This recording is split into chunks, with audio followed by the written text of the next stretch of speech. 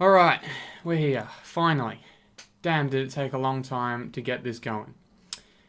This is going to be the Temple Podcast, which is what I'm going to title it for now, until I can come up with something better, and if I never come up with something better, then it's just going to be called the Temple Podcast for all eternity. So, there you go, that's the title. It's a shitty reveal, but there you go. I can't come up with titles, it's annoying, so it's the Temple, there you go. I wanted to record this intro sort of thing that I'm doing right now before we get into the actual podcast, just to go through what the format will be for all future podcasts going into it. So the general format of this podcast will be the start of each podcast. How many times can I say that word, do you think? The start of each podcast will be focused on the Australian Counter-Strike scene. So anything going on in MDL, Cybergamer, Gfinity, any events that are going on, you get the point. Anything that's going on in the Australian Counter-Strike scene will probably include IEM Sydney as well, but that would be, when that happens, that will bracket into both international and local. Speaking on that, the second part of our podcast, or the second portion of it, will be focused around the international Counter-Strike scene in general. There's quite a few people in my group that follow that scene very regularly, so we'll be covering any topics that are going on, any events that are going on. The major's coming up very soon, so when that occurs, we'll be talking about that. Outside of international Counter-Strike, we'll then branch out to any other esports that we're interested in at the time. I think there's a few people in our group that play League of Legends, so we might talk about that if we have anything to add. Obviously, I'm no expert in League of Legends. I play the game, but I don't do anything in that scene really other than play it. So, outside of esports, once we get past that portion, should I say, of the show, the next half will most likely be just us talking about whatever the hell we want to talk about. So, just random banter. There's obviously a lot of us that are into gaming. We're all sweaty nerds, so we'll be talking about video games most likely. There's a few of us that are into MMA, so we might talk about that as well. Excuse me.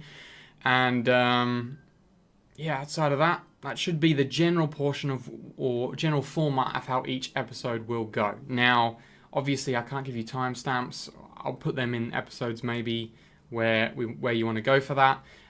If you're only interested in the esports portion of it, you can watch that part and then piss off wherever you want to go. It doesn't matter.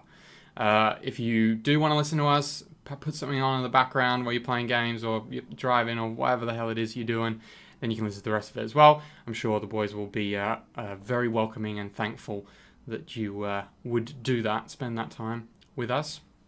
I also would say that we're fairly entertaining. There's a few of us that can make some jokes, some jokey boys in the group, so you never know, maybe you might laugh. That could be pretty crazy. So outside of that, this podcast should be regularly every week, starting from the 1st of January, which is when this first podcast will come out. Outside of that, it should be once a week. So yeah, I think that should cover pretty much all the basics. We're going to head now into the first episode of the podcast. Oh, one more thing. So the cast of the podcast. That's interesting. Collection of words there. Basically, it'll be me and my group of friends, who are all at different levels of understanding in Counter-Strike. So you should get an interesting perspectives there out of people. And anybody else that I am interested in bringing on. So whether that be other casters, other players, etc. It doesn't really matter at this point. Anybody that I can be bothered to bring on or find an interesting person to talk to, they might feature on this podcast. So that's basically the basics. And with that out of the way, we'll head into the first episode of the Temple Podcast. So thank you guys for coming and listening, and hopefully you enjoy yourselves. See ya.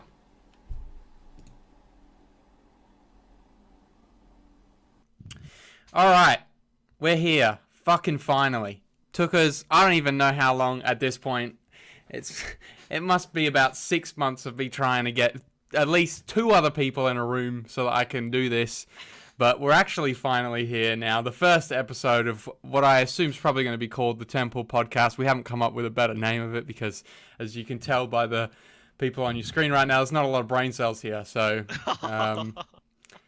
Yeah, I think it's the Sam's podcast plus Harry. Okay. Yeah. Well, there you go. Sam's podcast plus Harry is the new title. Nah, fuck that noise. It's the Temple podcast. We're here. So we're going to start this off soon. You've already seen the intro, so I'm not going to go over the same things again. Obviously, we're going to start off this podcast with the Australian region of Counter-Strike. I imagine for the first few episodes, this will mostly just be me because, it's going to take some time for these boys to get invested in the labyrinth that is Australian Counter-Strike, because we all know how deep that goes. So that should be fun. All right, so just to start things off really quickly, we should intro the people that are actually in this so you can understand who's here. So in the middle of your screen right now is our boy Samuel Satori. He is the second Sam that I know, so I call him Satori. So, how's it going? Yeah, good. Just call me Satori and we should be right. Yeah, there you go. He's now Satori for the rest of eternity. And then on the other far end, as far away I can get him from me as possible on the screen, is Mr. Sam Logan, the original OG Sam. Hello, guys. Mr. GamesOnYourPhone.com over there in the corner. Looking real dapper, dude, with the old backwards cap. So there we go. Well, Alright. it was that, or I had to do my hair. Yeah, I mean, if God forbid that. I mean, I didn't touch my hair at all. It's literally just Trust me, utter we trash. can tell. Yeah, So- it's real bad. I look like a train wreck. Anyway, let's get into it, shall we? So, just real quickly, we will go through the Australian region, as obviously for the first few episodes, it's probably just going to be. So I'll go through this as quickly as possible.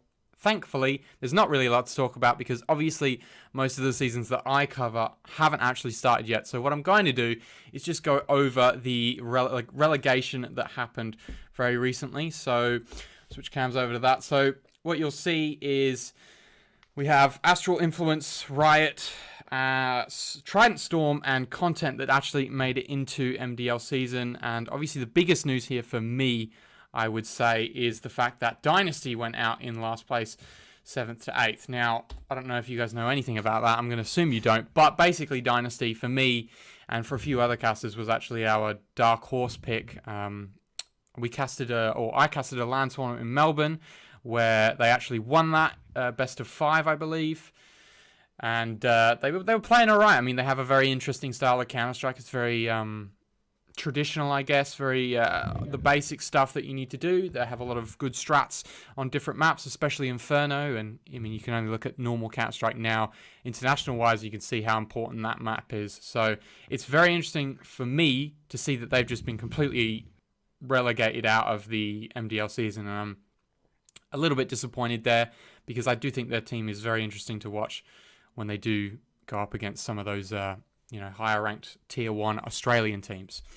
So aside from that, we'll go into now who's actually going to be in this who's going to be in this Australian MDL season 30, which is going to be on your screen now. So what we got here is obviously your normal 4 teams: Chiefs, Greyhounds, Order, Tainted Minds. I mean, I don't need to do any introduction there. Those 4 teams will most likely, until I die, be in that top 4 until, the biggest Australian shuffle of all time occurs. If we actually go to the CSGO rankings, you'll see right now they are... Let's have a look. Yeah. They are your top 4 teams, apart from Renegades, obviously. Wait, what the hell? Order, Chiefs. What are we missing? Tainted Minds, which is all the way down here. Yeah, I mean... What can I say? Okay, I've been immediately proven wrong by HLTV, but I'm going to choose to ignore that because Renegades is still the number 1 team in Australia. I guess now they have 4 Australian players, so it's a little bit more sensible, but, I think I'll leave my opinions for that for a later date. I think the most important or interesting thing here for me is obviously the Ground Zero breakaway here at 5 and 6. If we go back to the MDL season, I'm going to say that those 2 teams are probably my go-tos for who you want to be checking out this MDL season. Ground Zero especially, they had an alright run at Gfinity. They've had a long time to sort of mismatched players and come up with a decent lineup there. Obviously, Gfinity is a bit confusing because they have to have, I believe, like 10 players on roster. So, I mean, yeah, what can you say about that other than it's going to be an issue? Ground Zero, however, will be in this MDL season. It'd be very interesting to me if they can sort of close that gap between Tier 1 and Tier 2 because, as I'm sure you guys are aware, there's a very big gap right now between those Tier 1 teams, which are your top 4 teams, and then Tier 2, which would be your Ground Zero and Breakaway. So there's a very big difference between those teams, and I think what you really want to be looking at here in this MDL season, or at least for me, is which of these teams that are in that Tier 2 area can sort of bridge the gap between there. How can we get Legacy taking more and more upsets, or will Ground Zero sort of cement that spot that they currently have on HLTV? Will they be able to take that number 5 spot? So that'll be interesting to see. I think that's pretty much it for the old Australian region. Unfortunately, there isn't much to talk about. As I said before, we're not actually in the real season. When the season starts up, I'll go over the matches that are occurring. Obviously, I'll be trying to cast as much as possible throughout that region, and I'm sure the other 2 people in this Discord will be attempting to at least follow the results. 0 to 100. Yeah, 0 to 100. It's going to be a wild ride for both of you. I'm sure you'll enjoy the old lightning strike into the Australian region. The community is very welcoming, so hopefully they won't roast you too hard. Anyway, so the other thing that I wanted to talk about, obviously, I know that Satori, you were talking about this, the Gfinity brackets there. Ground Zero losing to Chiefs 2-1, Order losing to Order beating Avant 2-0, and then obviously in the grand final, best of 5, Order takes it 3-1 against Chiefs. Again, I like watching Gfinity, but I think their results are sometimes a little bit skewed just because of the amount of roster changes that actually happen in those teams. Majority of the time, the teams that are in that are not actually the teams that you're going to see in most other events, leagues, etc. So, I don't know if there's really too much to talk about there. Order, that's 2 in a row now. I believe they've won both Gfinity seasons. So, yeah, what can you say other than well done, Order, I guess. Outside of that, we'll get into the international region, which these 2 fellas will actually be able to talk about a little bit. I think that's the correct. I can't remember if I even said that right there. Well, either way. So, the most recent tournament that will come up in the near future, if I actually have a look at events, will be obviously all the minor qualifiers. So, does anybody here know what the actual current lineup is for the major? Let me see if I can find that. Okay. So, we're going to go... Let us see. Yeah. So, I move over now to this camera. What we're going to see is, obviously, it's the February the 21st is when the actual tournament starts, the main tournament. And you're going to see the teams that are invited this season are our Astralis, Big, FaZe, Hellraisers, Liquid, MIBR, Na'Vi, and Complexity. That's a pretty decent invite list. There's definitely been years when it's been worse. You got Astralis and Liquid there, probably a 1 and 2. And then FaZe and Na'Vi, 3 and 4. Obviously, did you guys see the roster changes between Liquid and MIBR? That was between Taco and Stewie 2K, is that right? Yes, Taco, Yep. Stewie 2K. I believe Tarek is benched as well. I'm not really too sure about that one though. But Taco's back in MIBR, and Stewie will head over into Liquid. I mean, if you haven't, if you follow this scene, you've probably already seen a few figures talk about this, and I think it's fairly obvious that this obviously is not going to be too much of an improvement for Liquid. In fact, if they're able to keep the same form that they had previous, it would be very surprising to me because of how much Taco really affects that game. Obviously, another big move that isn't actually displayed on HLTV is the coach swap. So, what's his name? Jesus. Zeus, I believe is his name, is leaving Liquid and going over to MIBR. So that's another huge loss for Liquid. However, I mean, we're going back to that old MIBR lineup, minus Tarek, obviously. So it'll be interesting to see if they can be the guys that can actually sort of attest and come up and fight that Astralis lineup that's been number one for so long. So, what do you guys reckon? I mean, so out of these lineups here, let's see if we can go to who's actually in the main qualifier, I believe, is just here. So in the main qualifier, obviously, we've got Cloud9, G2, NIP, Tyloo, Vega Squadron, and Fnatic, and then 2 more teams will qualify, or... No, sorry. What's the math on that? 10 more teams will qualify into this, and they'll play in that main qualifier. But honestly, man, I think the main interest here is these teams, these 4 teams, Astralis, Liquid, 5 teams, MIBR, Na'Vi, and FaZe. So right now, obviously, you guys are both aware, Astralis is incredibly dominant. And Yep. What would your pick be? We'll start with Logan. What's your pick for who do you think is going to be the team that's actually going to be able to test Astralis in 2019?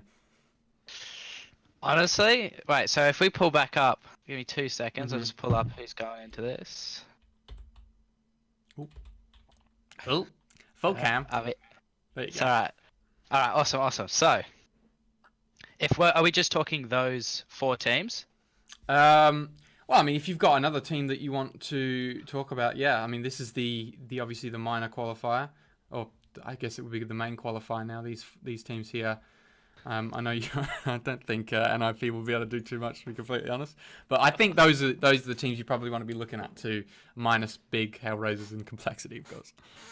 Well, the only thing that it depends fully on whether Liquid's new change will actually make an effect. If that makes an effect, because they keep on getting close, but they just can't close it out. So I reckon if they've made the correct change, they might be able to do it. But then again, also, Made in Brazil's now got almost their full lineup back. They have a new coach, so maybe that'll be enough for them to push through and beat Astralis. It just fully depends on how well they actually perform at the event. Yeah, I think I'd have to. I don't know. My problem is that I just feel like that's. I can't imagine how much Taco and Zeus have a huge effect on that Liquid lineup, and I don't know.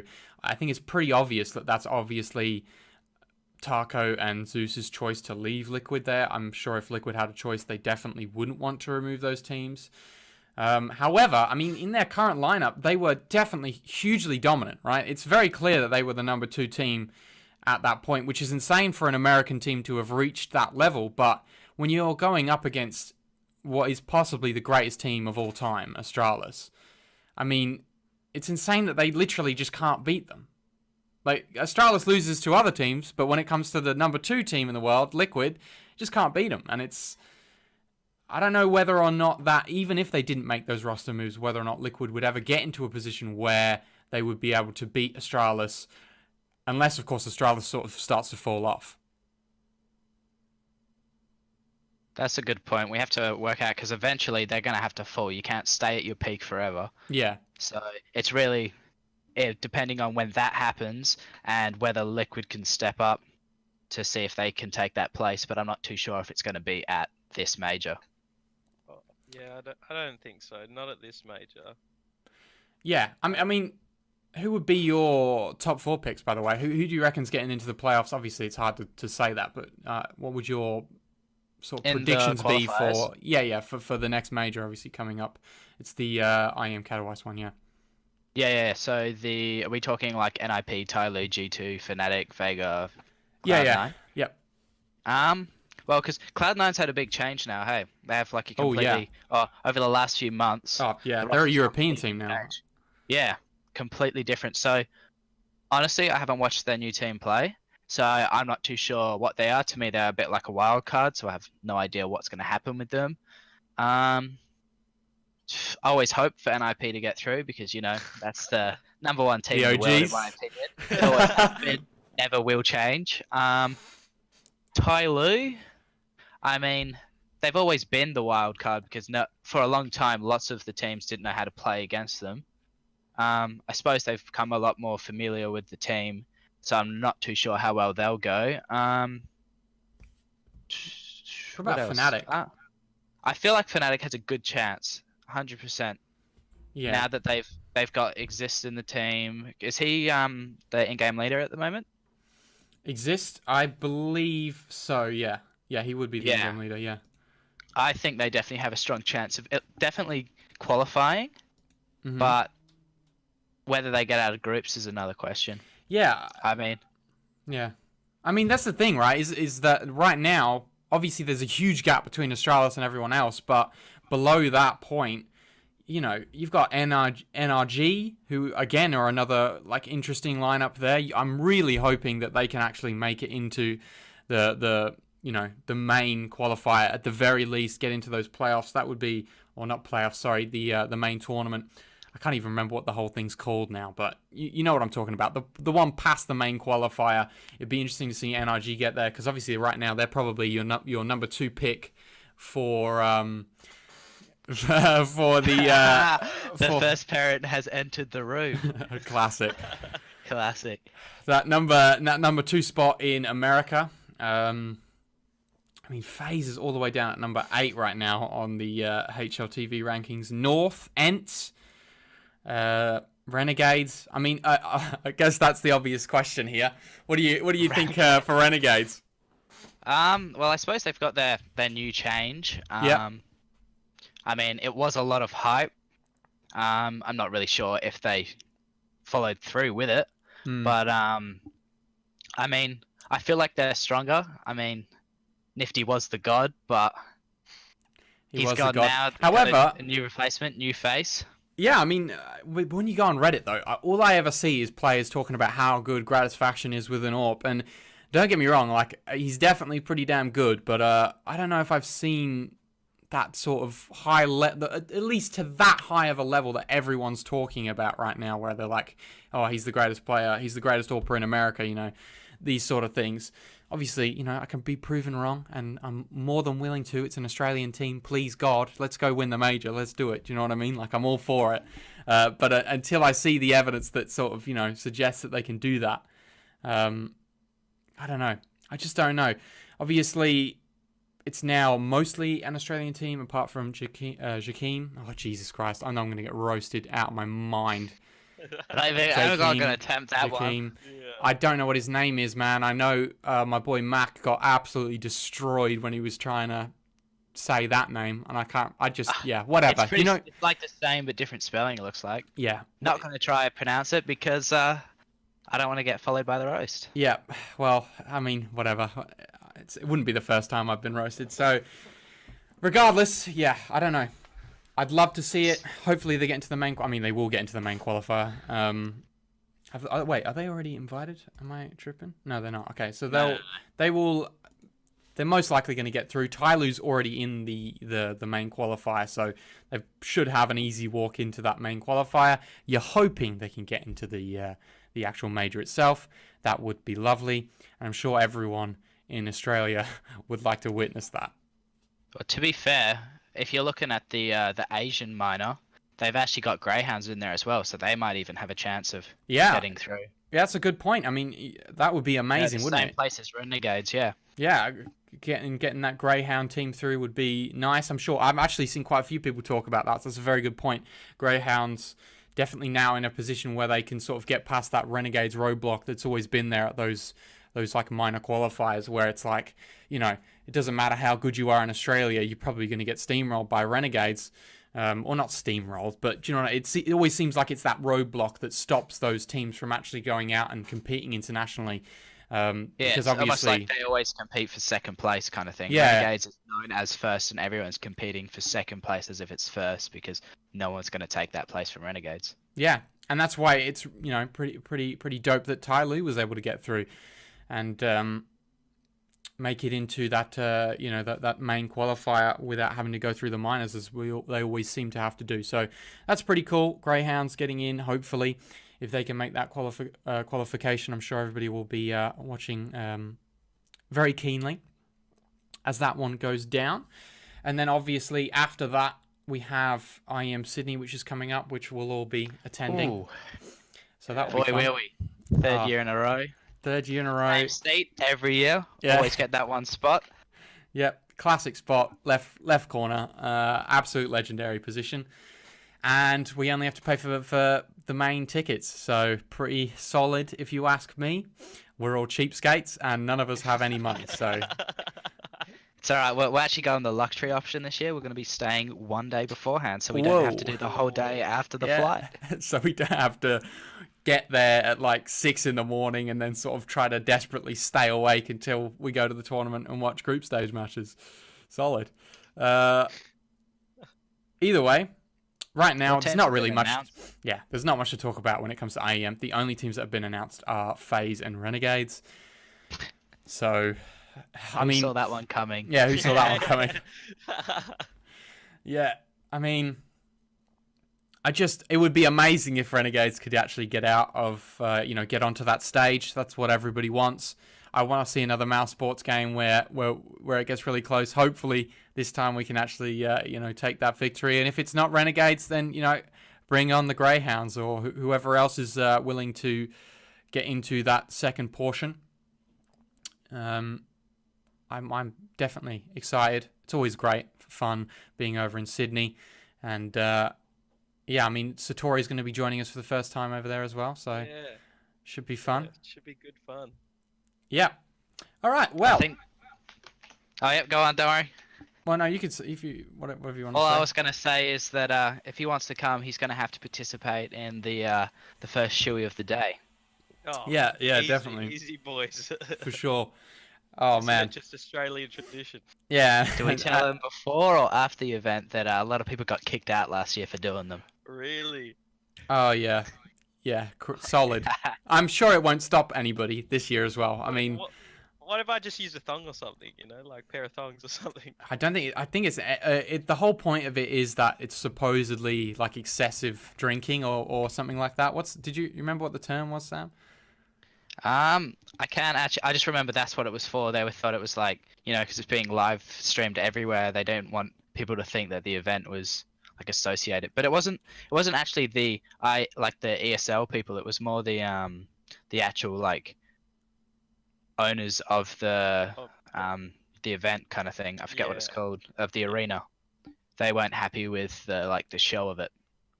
Yeah.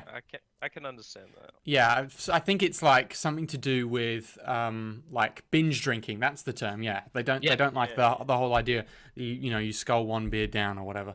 So, I mean, yeah, whatever. Good luck trying to stop that tradition. I mean, the F1 tried to do it by patenting it. So. Yeah, great work, guys. Nobody will be doing it this year, and you've definitely secured that. So whatever you do, don't worry about it. You don't even need security. And I'm sure you'll be able to stop the beer cup snakes as well. Yeah, that will go really well. Honestly, that's like one of the best parts of IEM Sydney by far is just the crowd. Like even if you had like a bad game, like we were watching, one of the games was pretty boring, and I remember like. Was that the first year with the Optic game? No, it was the second year because I remember it was the second year and everybody was just like, we were just like doing things in the crowd. I can't even remember what it was now. We're just throwing that ball around or... There were songs as well. Everyone was chanting things. And the Mexican wave, that was a big one. Yeah, it was an interesting moment. And that's one of the best parts about IEM Sydney. It's why it's considered one of the better crowds for esports, the Australian nature. So... if you just sort of consider it, you didn't go the last 2 times, you were thinking, I don't know if it's worth it. Let me tell you right now, it's worth it. All right, it's definitely worth it. If we're flying out there and you live around the corner, yeah, it's no brainer. You've got no excuse. If you're anywhere on that East Coast, you need to go and watch the IEM Sydney, especially if you're a Counter-Strike fan. It's it's a great experience, and I know that. For us, at least, when they first announced that, it was the greatest thing ever. We'd been waiting for so long to get to an event. I considered flying over to America to go watch a major, and then they announced IEM Sydney, and it was like, oh, thank God for that. We can actually just go in our backyard. I don't have to spend $2,000 flying over to America and getting shot. So that's all jokes. And all now jokes. He's not going to America. Yeah, and now I am. Relegated for life. Anyway. All right. Well, that pretty much covers the Counter-Strike portion of this. I don't think there's too much to talk about outside of that when it comes to esports. Anything anybody's interested in apart from that phone noise? Yeah, no, that wasn't me. Wasn't you? Definitely wasn't Nah. you. All right. Alright, Well, I think, yeah, that's CS done, I think. yeah. Thanks for your contribution, Satori. Oh, my He'll get there. God. He'll get there. Leave him alone. Leave him alone. After a few more, right?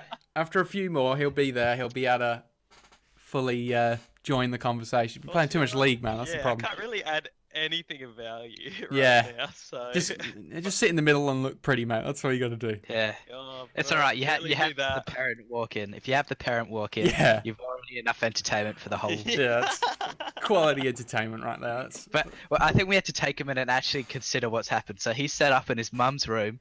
One of his parents have walked in, and he's sitting there doing a podcast. Do you know how, like, what would you do? You just walk in, your kid's sitting there talking to a screen, thinking, oh, maybe he's like FaceTiming his girlfriend, something like that. Nope, he's sitting there talking about a video game to probably the 3 viewers that we're gonna have. Yeah. Yeah, well, there you go. I mean, if you're watching this, we've dedicated Sam's awkwardness so that you can actually enjoy a podcast or whatever. I don't even know if you're going to enjoy this, to be Look, it completely makes honest. the, It's a, segment interesting. yeah, it did. There you go. Solid walk-ins. That's the whole point of the video portion. See, if we didn't do cams, then we never would have gotten that golden time. So, Moment, the gold God, ticket once moment. we go like, yeah. Get out, Mom! I'm playing Minecraft. Imagine that you're walking into your own bedroom and your kid kicks you out. got your sweaty ass like little son fucking going. Sitting on the bed with his legs out straight, like kicking his legs. This is Go away, mine Mum. now. Oh Jesus, yeah, it's Oh dear. it's a real thing. It's a real thing. Well, Life's a struggle, dude. life is a massive struggle. Okay, well, we'll get up some more links. Let me open up some links here. So we were going to talk about the games here. Which one was it again? Was it this one? Yeah. Oh, Jesus Christ. All right, we'll talk about this bit here. Let me pull this portion down. Okay. All right, so if you guys can grab that link up as well, probably help you. So this Which is one are we looking at? it's the Polygon one, which is, you know, Yep, give me a second. Solid Excuse the website. clicking. It's not me. definitely not you. Well, it's in the Discord, by the way, if you need to. Oh, right, I already had it open. Yeah, My bad. solid, My brilliant. bad, B. Oh well.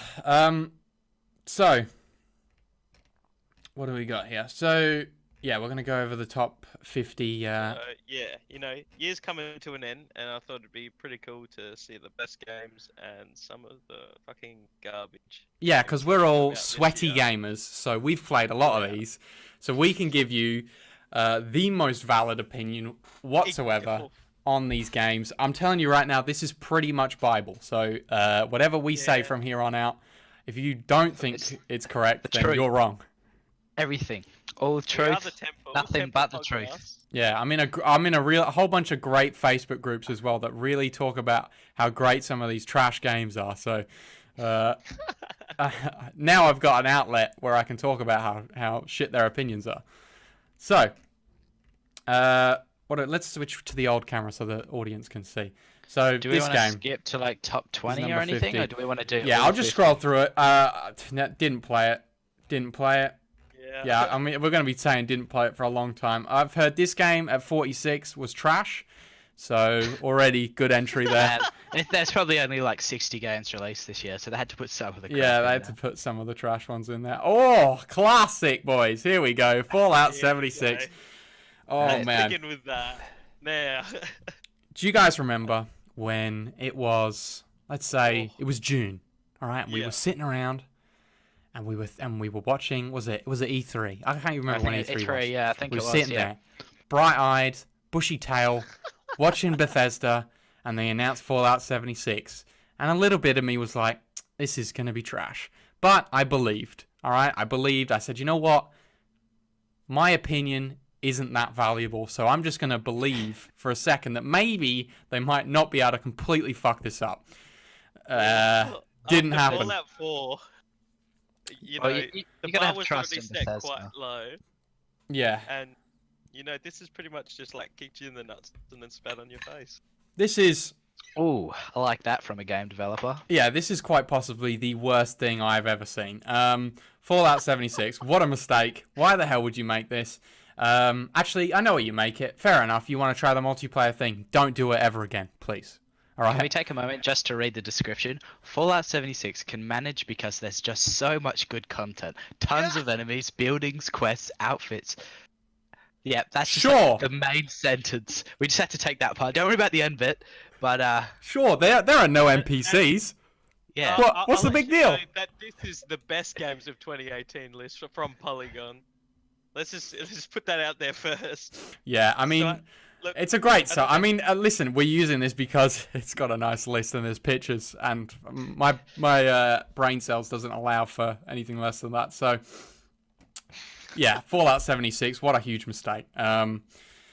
My problem with this, right, is that when we get so the problem with it is, right, is Bethesda was a lovely game company, right, and we all, whenever a game come out from Bethesda, you were excited because you thought, oh, it's the justice of gaming. Finally, they'll be the only good game company is releasing a game. Well, that's now no longer true. Fallout 4 was at best disappointing, and Fallout 76 is just dog shit. So, brilliant. Starfield will be their next game that will come out. They said they've got 2 IPs that are coming out before Elder Scrolls 6. So, I mean, I don't know. I don't have any hype whatsoever for Starfield. What about you guys? Honestly, that's about all I know. The name. Not interested at all, to Yeah. be honest. I mean, Uh, what about their mobile app? Did that ever come out? Or the massive thing that you could have played on everything and it was free to Oh play? yeah, It was the Elder the Scrolls thing? Blades, the Elder Scrolls Blades. Yeah. No, I don't think it has come out. Even though they said it would come out like this year or last Yeah. year. Oh, no, it is this year. Yeah, it Jeez. is. Just. Yeah, boys, just this year. They've got 2 more days. When this comes out, it'll be last year. So there you go. Yeah, well, yeah, there you go. So Happy New Year, everyone. yeah, happy Yeah. Jesus. Anyway, so yeah, I mean, I'm not hyped at all for Fallout for Starfield. If they screw that up, then I don't know. It's going to be real Well, rough yeah, for yeah, Elder Scrolls. And you guys know, you both know how much of a fanboy I am for Skyrim, and it's going to be real painful. I've Skyrim Oblivion. It's going to be real damn painful when that next game comes out, and it is just utter dog shit. So, yeah, that's a moment of silence there for that absolute dog heap of whatever that is. So we'll go back into scrolling through this. I mean, a lot of these games. Did you guys see this? Nintendo Yeah. Labo. Is this? Oh yeah, this is the proper one. Hey, the release for the cardboard. Dude, you're paying more for cardboard. It's unreal. You have to pay something like $130 just to Yeah. get these like cardboard contraptions that you're leaving like, I don't know, a cupboard or something. Someone will come along and eat it. You're going to pull it out next time. It'll be like 3 pieces of card, and that's about it. Oh, legit though, but like fucking just leave it on the floor anyway. Anyone steps it, you know, like fucking money down the drain, you know. Yeah, it's like. What can you say? I mean, it's like, I used to do this when I was a kid for free. Just get my mum's boxes whenever she bought stuff. You'd make a pirate ship out of a box. Why do I have to pay extra money so I can put a damn, what is that? Is that a Wii U? I don't even know. It's a Switch. Is that a Wii U? Oh, Jesus. You get the point, though. It's like, what is this? Oh, that is just trash. You're going to learn, by the way, throughout this podcast that I say trash quite a lot because a lot of things I just don't like. Here we go. Call of Duty Black Ops 4. Here's something to talk about. You both play this game. I actually, when I played the beta, I wasn't, oh, Jesus, full face cam again. You guys get, it's not the worst game. And everybody obviously joined in it for Battle Royale. People that I talked to about it, obviously, just full disclosure, I don't play this game. I don't own this game. I played the beta. It's just not really my thing. I play Counter-Strike. I don't really care about Call of Duty. Whatever. I know a lot of people joined it for the Battle Royale, and I've heard that a lot of people translated from that over to just default multiplayer. So I know you guys both play it, so what's your opinions? I mean, it's come from like all the jetpacks and all that fucking shit and brought them back onto the ground. So, like, good start with that. But I don't know what happened, but with Australia servers, it was just like cooked for like so long. And Yeah, that was like the first few weeks of it. So we'd say yeah, maybe the first 3 weeks of release. When I mean, I'm not sure if this was just an issue with people in Perth or people in Australia, or maybe just me and Sam. But all it was like you'd go to find any game, and obviously you have to preset as Americas, and then it puts you into like your Australian servers. It was Mhm. just putting you into America, so you had like 300 ping. Couldn't play anything when you try to play like the whole battle royale thing. It throws you into a game with like 10 people and then kicks you out when there wasn't enough people. It was just like. I feel like that was a good push away for a lot of people, just going, oh, I'm going to get my refund quick while I can. That's it, goodbye, not going to try this again. I mean, now they've started releasing more content. They've been updating everything. I think it's a good game. I haven't played it in the last few weeks, but that's mainly because I've been busy. But honestly, I think it's no Black Ops 2. Everyone knows the whole Call of Duty like peaked at Black Ops 2. That was the game that everyone played. It was 360 no scopes, everything, good fun. Now I feel like it's slowly building its way back up. So it went from the top all the way down to the bottom, and now it's slowly going up bit by bit. So hopefully the next one will get better. But then always people say the people who make, Black Ops are like Treyarch, they're like next level with their games. Those ones have always been the better ones. And I mean that's another 2-3 year window turnaround to get the next one. So by then, before we know it could be dead. Yeah. Satori, anything? I mean, and you got like the zombies and stuff. Who doesn't like to shoot a bit of AI? Fucking so. You can't go wrong with the zombies. Treyarch always does it well. I know, like you've got who have you got for the other ones that make the other COD games? But they always try to do their Is own spin Activision? on it. Am I right? Yeah, with that? Activision and Sledgehammer. Sledgehammer. whatever, They yeah. always try to put like a twist on their own like version of zombies, and it never quite works. But Yeah. you come and play this, and it's like, they're still sort of true to themselves. Obviously, like Sam said, peak, I reckon, for zombies was like Black Ops 1, Black Ops 2 sort of thing. Yeah, I agree. That's the last. Black Ops 2 is the last one I legitimately played. Yeah, Um, and yeah.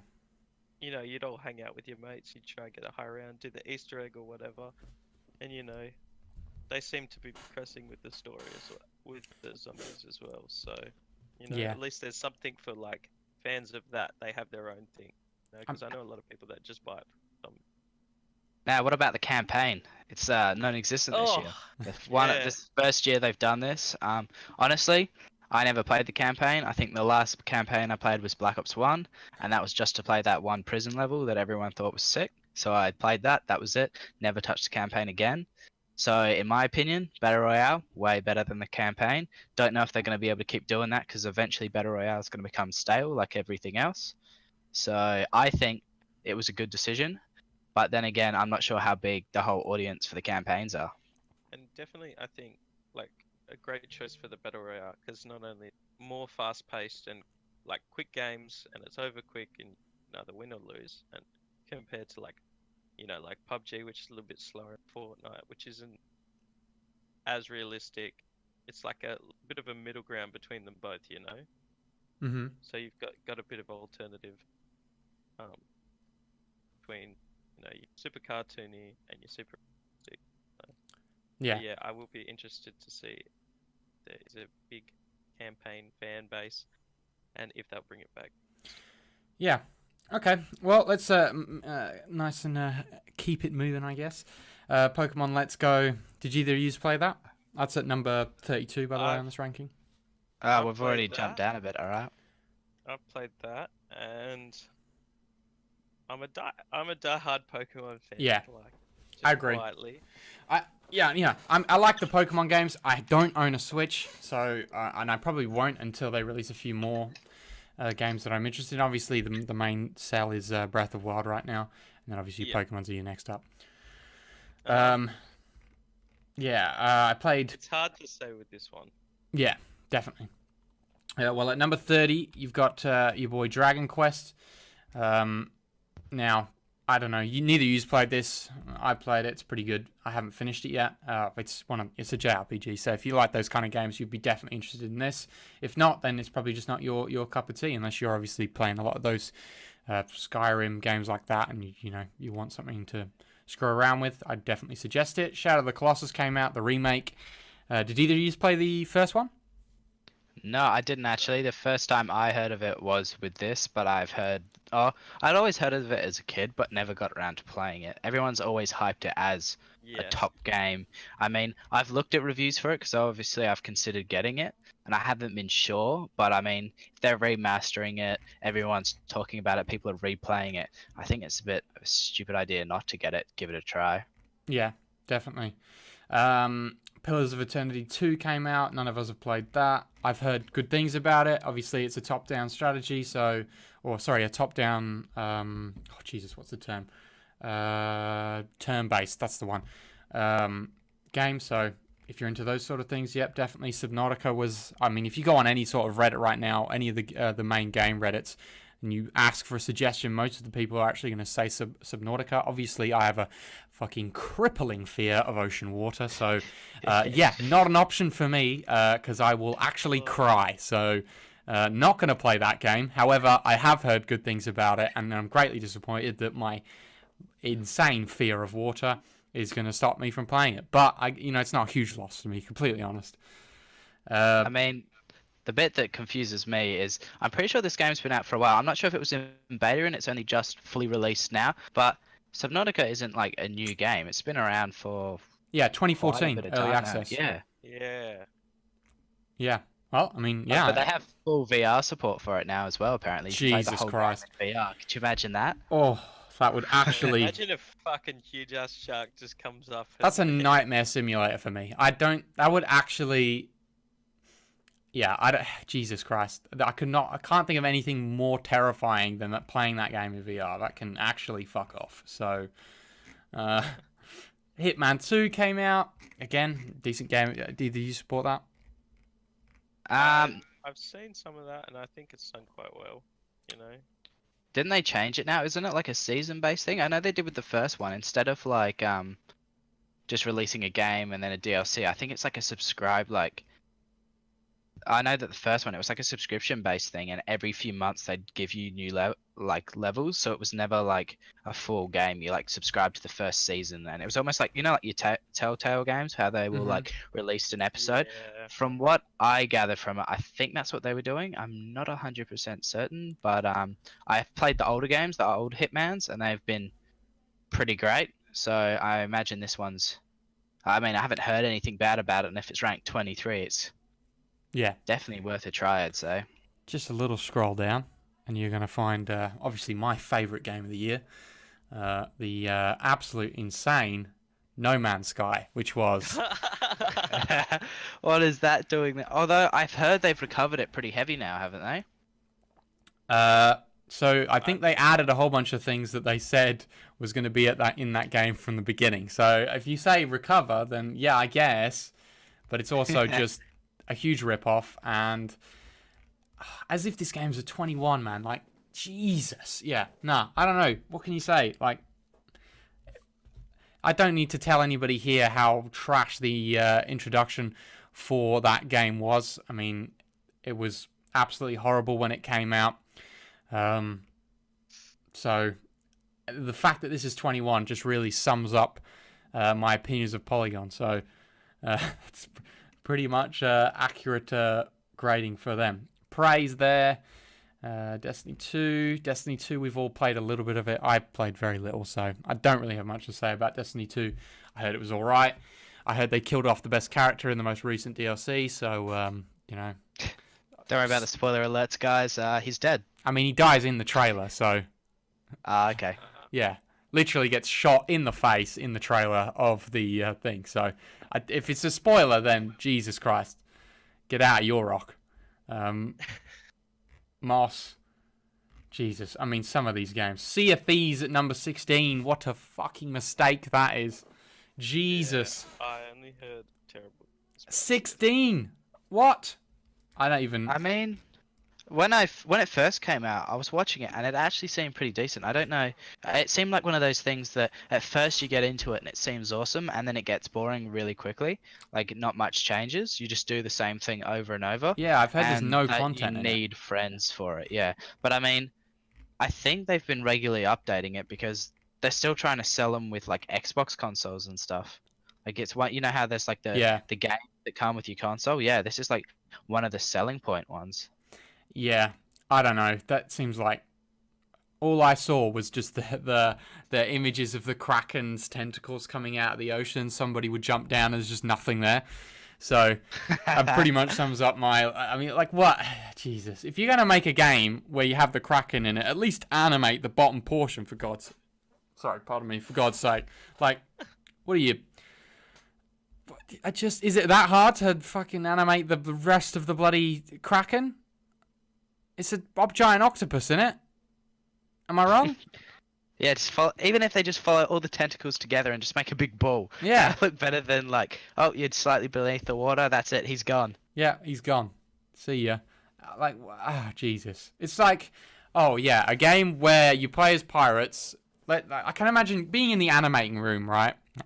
And you're animating the tentacles, and you're like, what are we gonna do for the main body, sir? You go, don't need that. What are you talking about? Don't need a main body. But what about? It's a game's about pirates. So what happens if they swim underneath? Nobody would ever do that. Why would they swim in a pirate game? You know the game. You know the game in the trailer where one of our main portions was swimming under the sea and fighting off sharks. Yeah, who would jump in the wall when the Kraken's there? That's ridiculous. We don't need that animation, and so they just didn't put it in. The best part would be like, if your boat's sinking, the thing's attacking you, straight down, lower, lower, lower. Oh, it's gone. You're safe. You're all good. Good, safe. So there you go. If you ever come across the Kraken in real life, just swim into the water as deep as you can, and it can't get you.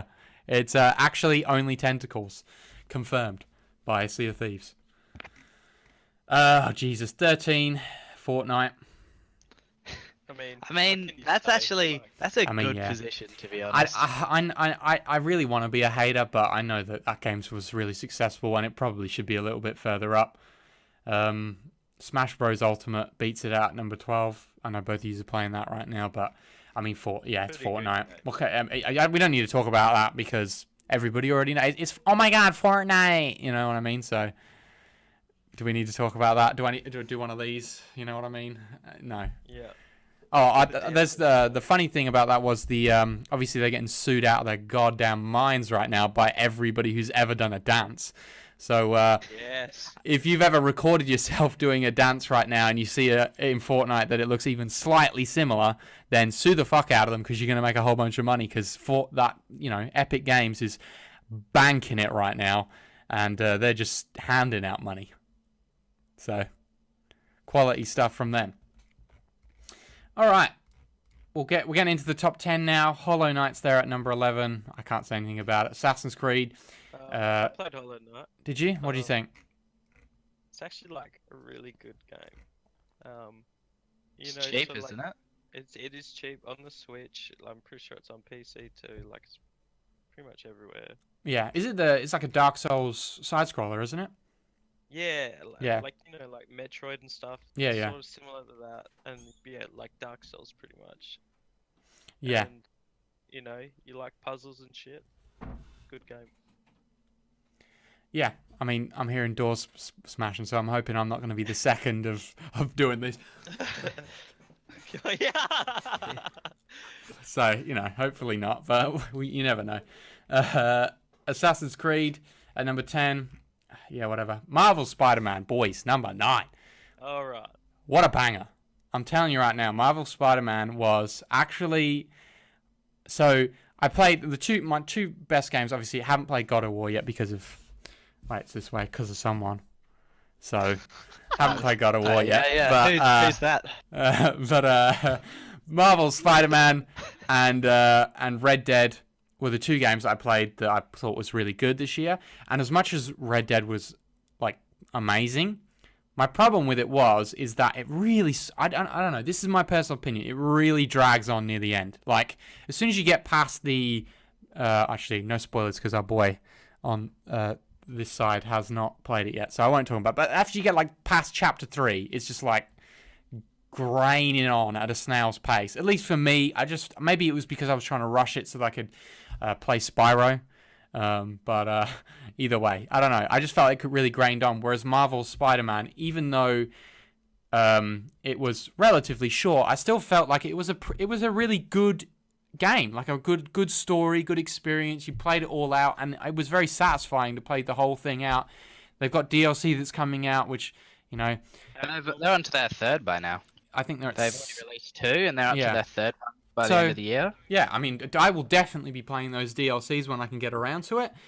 And I thought that game was brilliant. The combat as well was fucking insane.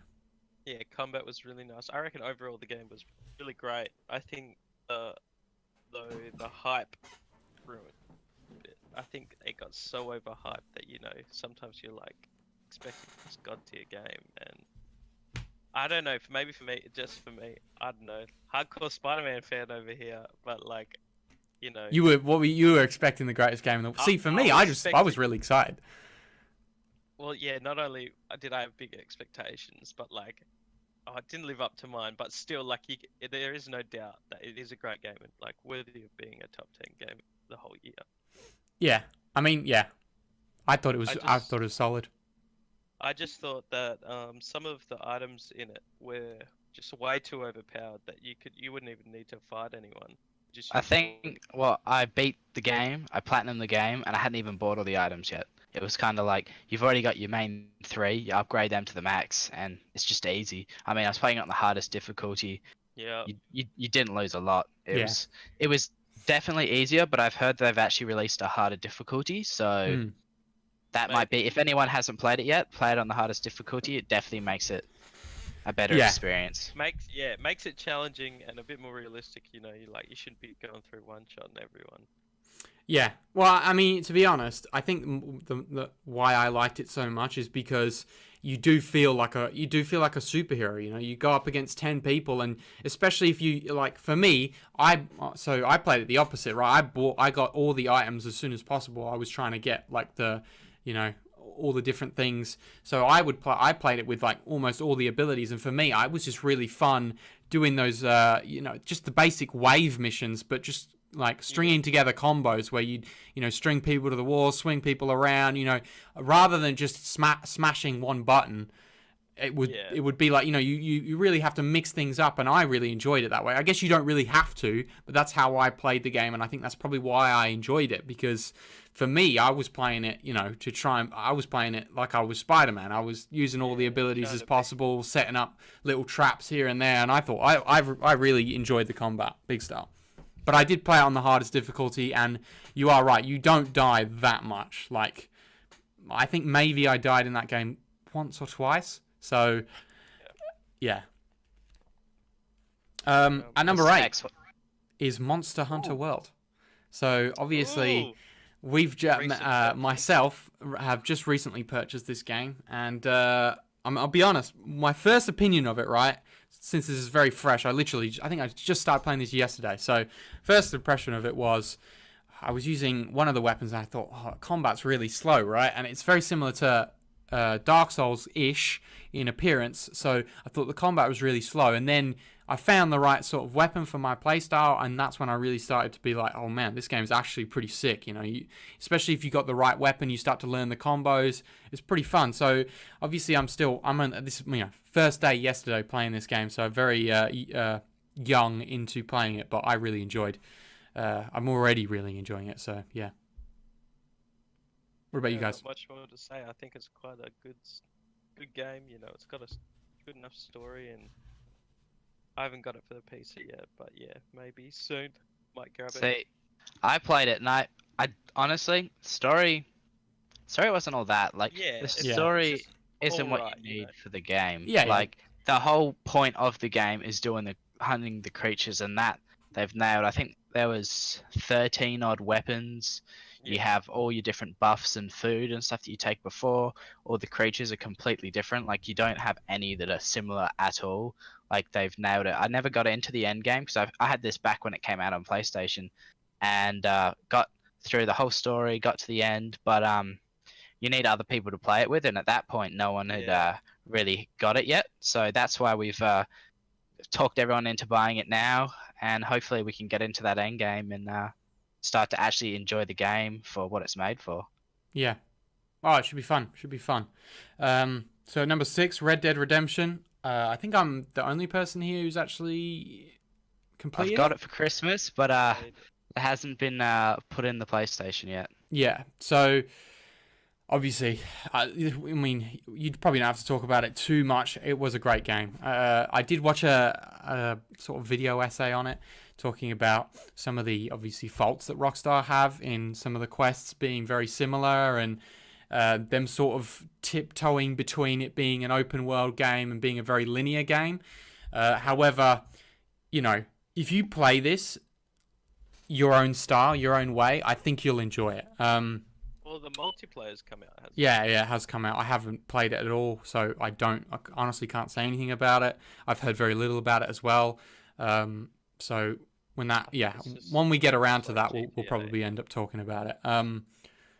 But yeah, so if you want to play that as you go out in the world and you just skin animals and hunt animals, then yeah, you'll enjoy yourself. You're going to play however you want to play, or if you want to do just the main quest, do just the main quests. So I think one of my main gripes with the game, though, is how fast you get money if you do main quests.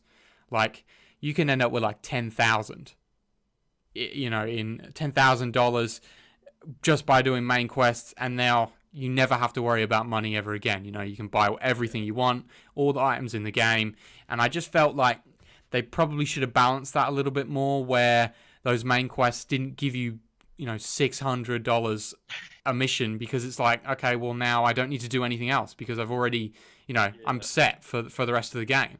That was my main gripe with it, was the money system was a bit like, okay, come on, let's chill out now. You don't need to give me all the money in the game. So, yeah, at this point, unfortunately, apart from Celeste being at number 5, none of us have played that, I don't believe. I think we just have to take a moment to see what number 4 is. Oh, Jesus. Okay, well, yeah, we'll get there. But so Celeste number 5 was, I think, one indie game of the year. Yeah. I've heard really great things about this game, so no hate from me. I haven't played it, but I've heard really good things about it, especially the message that it holds. So, you know, fair enough. That's a good placing. However, we'll switch screens. 4. Underneath this at number 4, Tetris Effect. Number 4, game of 2018. Forget about Red Dead. Yeah. Red Dead, not Spider-Man, no Monster Hunter, Fortnite, no, get out of here. We've got Tetris Effects. Yeah. What's even worse, I mean, the it's 2 games above that as well. Like, I don't think I've heard of the next 2 either. It's fucking Tetris. Can we just, please, guys, I get that Polygon is probably full of some really dated human beings, but let's not put fucking Tetris at number 4. Come on now, lads. All right? We're trying to be a credible website here. Let's not put Tetris at number 4. Jesus. Have we looked at what it's for? It's for the PlayStation 4. So someone's actually come out, buys PS4, you know, mate, and bought forget Tetris. about God of War, Spider-Man. No, get out of here. I'm getting Tetris. Sits there. Could you imagine sitting there with his controller? This is the guy that wrote this. He's just playing Tetris just on the PlayStation 4, just like, fucking, this is great. 3 hours of Tetris. Fucking, this is great. Like, dude, please. Incredible story. The whole point of gaming is that it's supposed to, at this point, it's supposed to be an escape. What are you escaping with fucking Tetris? What are you, a bag boy? Jesus Christ. What is going on? Like, why is Tetris number 4? That is absolutely ridiculous, mate. You need to calm your farm. Like, just because it has big lights don't mean it's number 4. Like, oh, it's flashy. When you collect lines, there's big sparkles everywhere. Brilliant, mate. What are you, a fucking 9-year-old? Jesus. Like, oh, that is, yeah, nah, what can I say? Oh, Jesus, it gets even better. Number 3, ladies and gentlemen. Ready? Drum roll. Guess, put in your votes now for what you think number 3 is, all right? Boom, boom, boom, boom, boom, boom, boom, boom, boom. Fucking Florence.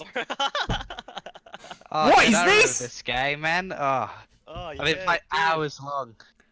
What is this love game? Story was so epic, dude. Has anyone played this game? Anyone? Apart from the guy that wrote this article, or chick that wrote this article, who the fuck has played Florence? Its greatest strengths might be from its minimal text. You assemble dialogue bubbles from puzzle pieces in conversations between Florence and her boyfriend, Krish. I mean, why? Oh, Jesus Christ. Like, look at this. That's fucking horrible. That is legit horrible. And then number 2, Return of Obra Dinn. What? What is this game? What are you talking about? Return of Obra Dinn. I don't even know what that is. It was made from the makers of Paper Please. So, Great. you know. Paper Please. You mean that game where you literally are a fucking... What is it? Where you stamp shit. You stamp passports. Did that win last year? Or whatever year that came out? Did that win Game of the Year, did it? Oh, Jesus. Whoever... Like, honestly, man. What are you doing with your life that you're putting Return of Obra Dinn at number 2? Like, Well, end let's it. And take you know what? first I tell you what, again. though. Let's all give it up, lads. Give it up, lads, because he's had to acknowledge that just slightly, just by a tiny margin, right? Return of Obra Dinn, right? He was thinking about it. He really had to sit there. He put it down. He was like, oh, fuck, which game's number 1? And he just by a slither, just by a small margin, it was God of War. He thought, fuck, Obra Dinn's so good. So good. But you know what? God of War has just, there's a little kid in it, so fuck, that's number 1. What is wrong with your brain? I mean, God of War, fair enough, it deserves number 1, but this Return of Obra Dinn being at number 2 is a fucking tragedy. Jesus Christ. What can I say other than what is wrong with your brain? Do you know that the campaign takes inspiration from Tomb Raider, Doom reboots, Dark Souls, Call of Duty, and Shadow of the Colossus? Well, Sam's fucked off. It's alright, boys. It's a little bit dark in here. I'm gonna do a bit of a lighting change for you guys. Jesus Christ. Oh wow! Get Nothing yourself more a nice little light professional here. than getting For This, our viewers, the for our perfect free lighting. viewers. Solid. Well, you know, this one's for you, Joe. yeah, enjoy it, Joe. Yeah, so God of War. I guess number 1, yeah, fair enough. But yeah, I mean, we don't need to talk about it. The joke's dead anyway. So that's done. We're finished with that. Jesus Christ. Anyway, let's move on to our final topic, I would imagine, of the day, which I've put in the Discord here. Now, obviously, we all follow mixed martial arts relatively. So we'll have a quick discussion about this before we kick the bucket. So this is the main card, which is happening tomorrow. Tomorrow morning, 10 a.m. I'll be watching it. These two won't, probably. You got work, haven't you, both of you? Yep. Yeah. I don't So I'll be work, watching so it I for us. This card is pretty damn sick, I'll be honest with you. Chad Mendes versus Alex Volkanovs. I think we just call him Volkanov. I guess you could add a ski at the end. It's not really that hard. I don't know why I said. Anyway, whatever. Corey Anderson versus Elo Latifi. Latifi? Yeah, that's correct. Jesus Christ, these names are even worse than Counter-Strike players' names. Australian Counter-Strike player names. Corey Anderson, yep, great fight there. Michael Chiesa versus Carlos Condit. Yeah, great game. Great fight there. That's going to be fun to watch. Chris Cyborg versus Amanda Nunes, arguably probably the most high-level women's MMA fight of all time. So I'm excited for that. I think that'll be very interesting. And then obviously title in the card, John Jones versus Alexander Gustafsson. Jesus. Okay, so John Jones on December 6th was popped for the old oral Tyrannable,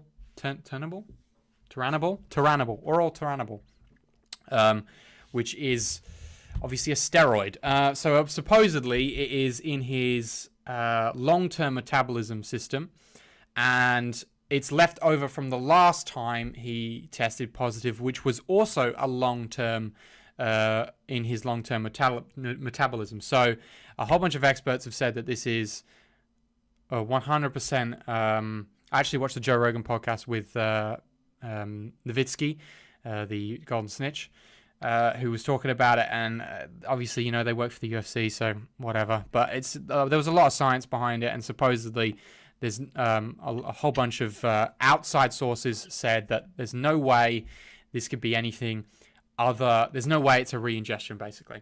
I don't know if I 100% agree. Obviously, there's a lot of people working behind the board, and it is, you know, there's no smoke without fire, basically. And it really puts a dampener on this card because it's like, okay, now Alexander Gustafsson has to face the best fighter in the world who's now on steroids. That was a quote from Brendan Schwab.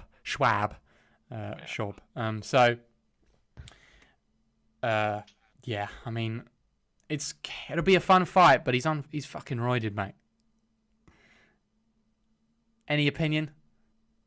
Uh, I'm just excited to watch the match. To be honest, I want to see what happens. Yeah. Imagine mean- taking roids and fucking losing. Yeah. Fortunately, our New Zealand or Australian representation, the big old Jesus, what's his name now? Remember his name? I feel terrible for forgetting his name. You know the Muay Thai fighter? Israel. Yeah, Israel Alexander. He's not Alexander. Is on this. Jesus, that's not how you say his name. You get the point. You know what I'm talking about. That guy, the dude that's like in the Matrix, the Stylebender, is not in this card. Last Stylebender. The last Stylebender, not on this card. So that's our number one right now. If you're wondering, he's a solid guy. If you want something to do, you got nothing to do. Go watch highlights of that man because they're just so good. He's yeah, great guy. All right, well that's it. I'm gonna say we're gonna call it there. I think that's going to be just over an hour, so or might be just under. I'm not really sure on the time. I kind of screwed that one up. I think it's just over an hour. Either way, hope you guys have enjoyed. I didn't mention this in the start. I might have mentioned in the start. It doesn't matter anyway. I'm just going to say it regardless. We're going to try and do these weekly. So the general format will be me plus 3, 2, or 1, whatever it is. There'll be a few, I imagine, that will be me solo. We'll try to fit it around whoever we can. We're trying to get in as many people as possible, so that will be people from casting scenes, most likely, or anybody who's interested, anybody that I like, I'll bring on. So, yeah, basically, you got to get my good books if you want to get on this absolute diamond podcast. So we're showing in front of the full 3 to 6 viewers. That we have, and most likely 4 of them will be your past talkers on the show. Yeah, I have 4 mums, so that's how that works. So we'll be trying to do that. It should come out weekly, and we might have some things coming up with certain events. So either way, stay tuned. As for me, I'll be trying to cast as much as possible when MDL starts up. Whether that most likely I'll try to get as much as I can on my channel, and then I've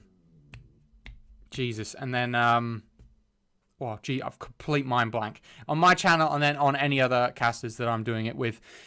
So if you're into Australian Counter-Strike, which I assume you probably would be, and if you actually made it to the end of this goddamn minefield, then stay tuned for that. So thank you guys for coming in for the first episode of The Temple, or Two Sams and Harry, and I hope you enjoyed, boys, and we'll be back next week for episode 2. So thank you guys for coming. No problem. Goodbye.